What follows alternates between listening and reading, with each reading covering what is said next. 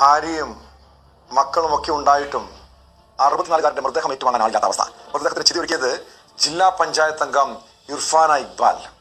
മീഞ്ച പഞ്ചായത്തിലെ പഞ്ചായത്ത് സ്വദേശിയായിട്ടുള്ള നാരായണന്റെ മൃതദേഹം ഏറ്റുവാങ്ങാൻ ബന്ധുക്കൾ എത്താത്തതിനെ തുടർന്നാണ് തെരുവിൽ ഉപേക്ഷിക്കപ്പെട്ട മാതാപിതാക്കളെ സംരക്ഷിക്കുന്ന ഉപ്പളയിലെ ഷെയ്ഖ് സായിദ് വൃദ്ധമന്ദിരം സ്ഥാപകയും ജില്ലാ panchayat development standing committee chairperson കൂടിയായ ഇർഫാന മൃതദേഹം സംസ്കരിക്കാൻ രംഗത്ത് വന്നത്. മകളുടെ സ്ഥാനത്ത് നിന്ന് ഹൈന്ദവ ആചാരപ്രകാരം ഇർഫാന ഇക്ബാൽ ചിതയ്ക്ക് തീ കൊളുത്തി അന്ത്യകർമ്മങ്ങൾ നിർവഹിച്ചു. മനുഷ്യപരമായ ഇവരുടെ പ്രവൃത്തിയാണ് ഇപ്പോൾ സോഷ്യൽ മീഡിയയിൽ ഏറെ പ്രശംസ പിടിച്ചുപറ്റിയത്. ഏവർക്കും എൻ്റെ ബ്ലോഗിലേക്ക് ഹൃദ്യമായ സ്വാഗതം. നിങ്ങളിപ്പോൾ കണ്ടില്ലേ, ഏറ്റവും മഹത്തായ ഒരു പ്രവൃത്തി ഒരു മുസ്ലിം സ്ത്രീ ചെയ്തപ്പോൾ, അഥവാ മുസ്ലിമിന് ഒരു മഹത്വത്തിൻ്റെയും ഒരു നന്മ പ്രവർത്തിച്ചതിൻ്റെയും ക്രെഡിറ്റ് ഒരിക്കലും ഇവർ ഈ സംഘികൾ അനുവദിച്ചു കൊടുക്കുകയില്ല.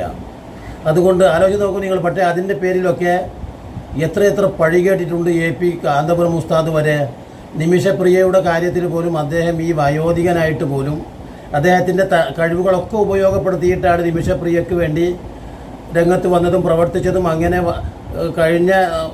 കഴിഞ്ഞ കാലങ്ങളിലായിട്ട് ഈ പറയുന്ന നിമിഷപ്രിയയുടെ വധശിക്ഷ നടപ്പാക്കുന്ന അവസ്ഥയിലെത്തിയിട്ട് പോലും ആ വധശിക്ഷ നീട്ടിവെക്കുന്നതിന് വേണ്ടി ഈ പറയുന്ന വയോധികനായ കാന്തപുരം ഉസ്താദ് വളരെയേറെ ബുദ്ധിമുട്ടിയിട്ടാണ് ആ വധശിക്ഷ ഒന്ന് നീട്ടിവെക്കുന്നതിന് വേണ്ടി അദ്ദേഹത്തിൻ്റെ സർവ്വസമ്മർദ്ദങ്ങളും ഈ ആരോഗ്യനിലയും അദ്ദേഹത്തിൻ്റെ അവശനിലയും ഒന്നും വകവെക്കാതെ ചെയ്തു കൊടുത്തത്.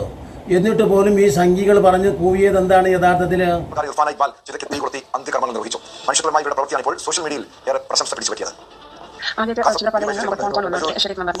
മറ്റേ നാരായണൻ പറയുന്ന ഒരു വ്യക്തി ഇങ്ങനെയുണ്ട്, ആരും നോക്കാൻ ആൾക്കാരില്ല എന്ന് പറഞ്ഞു. അപ്പോൾ ഷെയ്ഖ് സൈദ് ട്രസ്റ്റ് എന്ന രീതിയിൽ നമ്മൾ ഏറ്റെടുക്കാൻ ആദ്യം പോയിട്ടുണ്ടായിരുന്നു. ആ സമയത്ത് അവർ അത്ര കണ്ടീഷനിലല്ലായിരുന്നു. അതുകൊണ്ട് കറക്റ്റ് വിളിച്ച് സംസാരിച്ച് അവിടെ നിന്നാണ് നമ്മൾ ഹോസ്പിറ്റലിലേക്ക് ഷിഫ്റ്റ് ചെയ്യുന്നത്. പെരിയത്തേക്കാണ് ആദ്യം ഷിഫ്റ്റ് ചെയ്യാൻ വേണ്ടി പോയത്. ഇന്ന് പെരിയ റെഫർ ചെയ്തിട്ട് കാലിക്കറ്റ് മെഡിക്കൽ കോളേജിലേക്ക് കൊണ്ടുപോയി. അവിടെ ചികിത്സയിലായിരുന്നു. ക്യാൻസർ ബാധയായ 4th സ്റ്റേജ് ആയിരുന്നു. ഈ കഴിഞ്ഞ ചൊവ്വാഴ്ചയാണ് അദ്ദേഹം മരണപ്പെട്ടത്. അപ്പോൾ ബന്ധുക്കൾക്ക് നമ്മൾ പറഞ്ഞ സമയത്ത് ഇൻഫോർമേഷൻ കൊടുത്തു. എന്നാലും അവർ ഏറ്റെടുക്കാൻ തയ്യാറായില്ല, ബോഡി ഏറ്റെടുക്കാൻ. തീർച്ചയായിട്ടും അദ്ദേഹത്തിന് എന്തുകൊണ്ടാണ് അദ്ദേഹത്തിന് ആ ക്രെഡിറ്റ് കൊടുക്കൂല?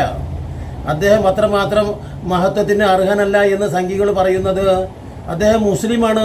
അപ്പോൾ മുസ്ലിം എന്ത് തന്നെ നന്മ ചെയ്താലും, എത്ര മഹത്വത്തിന് എത്ര മഹത്വപരമായ പ്രവൃത്തി ചെയ്താലും, അഥവാ തികച്ചും എല്ലാവരുടെയും കയ്യടി നേടുന്ന പ്രവൃത്തി ചെയ്താലും, മുസ്ലിങ്ങളെ സംബന്ധിച്ചിടത്തോളം അവർ ആരുടെയും സർട്ടിഫിക്കറ്റ് കിട്ടാൻ വേണ്ടിയല്ല ഇതൊന്നും ചെയ്യുന്നത്. ഈ മൃതദേഹം ഏറ്റുവാങ്ങി വന്നു. അതും ബന്ധുക്കൾ സമ്മതപത്രം നൽകുന്നു. ആ സമ്മതപത്രം നൽകിയതിനെ തുടർന്ന് ഈ മൃതദേഹം അവർ ഏറ്റുവാങ്ങുന്നു. പിന്നെ അവർ തന്നെ കൊണ്ടുപോയി ഹൈന്ദവ ആചാരപ്രകാരം, നമുക്കറിയാം ഈ ജാതിയുടെ മതത്തിന്റെ പേരിലൊക്കെ വലിയ തോതിൽ നമ്മുടെ നാട്ടിലൊക്കെ പല പ്രശ്നങ്ങൾ കണ്ടതാണ്. പക്ഷേ ഇത്തരം സംഭവങ്ങൾ വരുമ്പോൾ അവിടെ രക്ഷക്കോ അങ്ങനെയൊന്നും ഒരു ഇത്തരത്തിലുള്ള ആളുകളോ ഒന്നും എത്താറില്ല എന്നൊരു ഉദാഹരണം കൂടി മാറുന്നതായും ഹൈന്ദവ ആചാരപ്രകാരം തന്നെയാണ് നാരായണ മൃതദേഹം സംസ്കരിച്ചത്. അവർ കുറവ് വരുത്താതെ അദ്ദേഹത്തിന് അന്തിമോപചാരം അർപ്പിച്ചു. ആ ചിലക്ക് മകളുടെ സ്ഥാനത്ത് നിന്ന് ഷെരീഫ് ഇക്ബാൽ തീ കൊളുത്തിയ ദൃശ്യങ്ങളാണ് കാണുന്നത്. എന്നാലും ഇങ്ങനെ ഒരു സംഭവമാണ് മഞ്ചേശ്വരം താലൂക്കിൽ നിന്ന് റിപ്പോർട്ട് ചെയ്യുന്നത്. അങ്ങേറ്റം മാതൃകാപരമായ നടപടിയാണ് ഈ ജില്ലാ പഞ്ചായത്ത് അംഗത്തിന്റെ ഭാഗത്തുനിന്ന് ഉണ്ടായിരിക്കുന്നത്.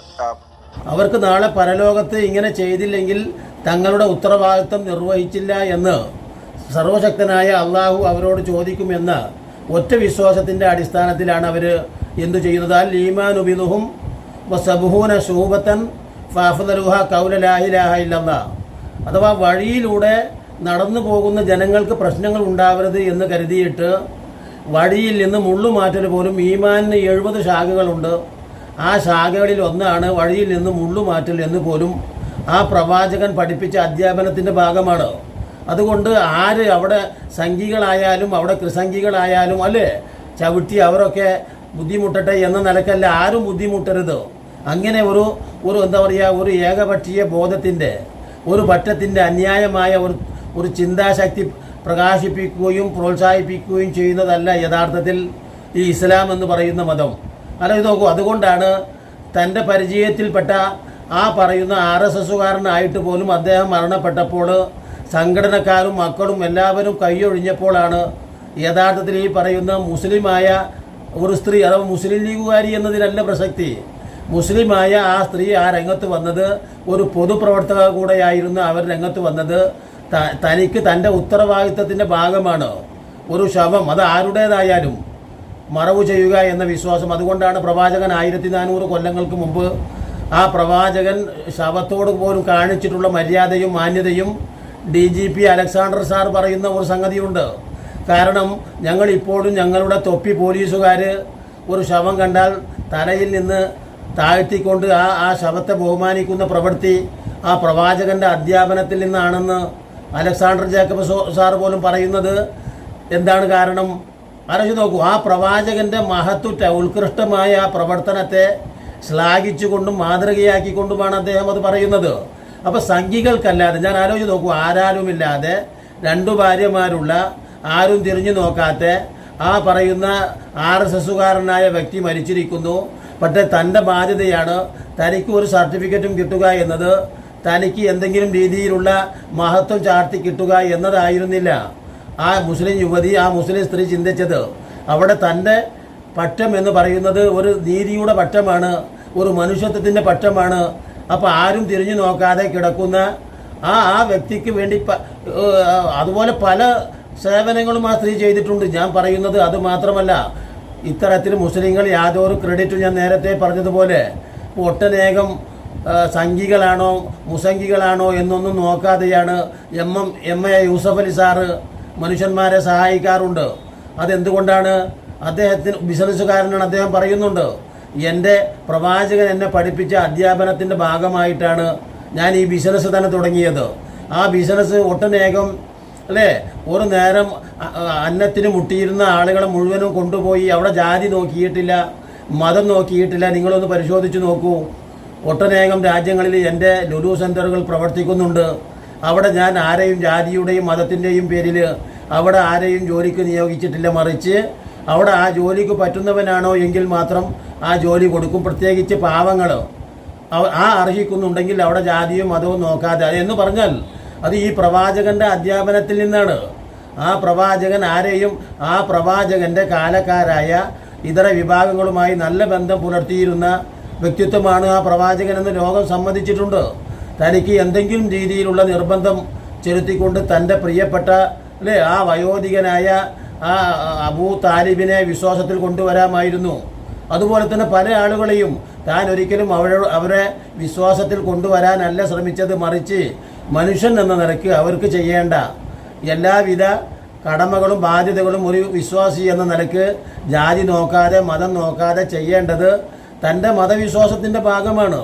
അതല്ല ഇപ്പോൾ ഒരു വഴിയിൽ ഏതെങ്കിലും ഒരു ജീവിയാണ് ചത്ത് കിടന്ന് നാറുന്നതെങ്കിൽ ഒരു മനുഷ്യനെ സംബന്ധിച്ചിടത്തോളം അത് എന്താണ്, ഒരു മുസ്ലിമിനെ സംബന്ധിച്ചിടത്തോളം അത് ആളുകൾക്ക് ബുദ്ധിമുട്ടുണ്ടാക്കുന്ന രീതിയിൽ എന്താ പറയുക കിടന്ന് മലിനമായി തീർന്ന് ആളുകളൊക്കെ പ്രയാസപ്പെടുത്തുന്ന അവസ്ഥ ഒരു വിശ്വാസി ഉണ്ടാക്കരുത്.